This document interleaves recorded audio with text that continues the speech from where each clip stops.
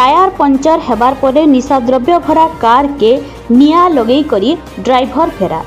शनिवार सकाले सुवर्णपुर जिल्लार बिनका अंचल ने गोटे आश्चर्यजनक घटना घटी। नंबर प्लेट नहीं थिबार कार हठात निया लागिगला। सकालर 8 बजे बिनका नुआ बाजार पाखे ई घटना घटीला। परे जना पड़ला कार ने बहुत मात्रा रे निशाद्रव्य थिला आ ड्राइवर निजे निया लगई देथिला।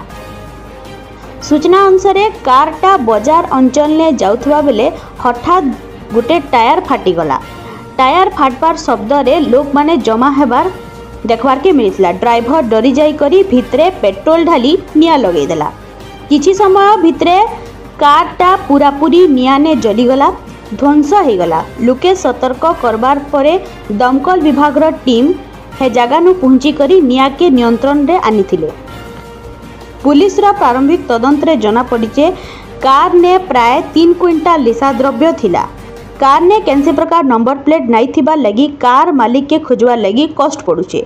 ड्राइवर घटनास्थल नु पलई जाइछे आर तांकू धरबार लगी तदंत आरंभ हो जाइछे। बिनका पुलिस घटनास्थल ने पहुंची करी तदंत आरंभ करिछन। स्थानीय लोक मानकर संगे पचरा उचरा हेउछे आर निकटस्थ सीसीटीवी फुटेज खोजा जाउछे।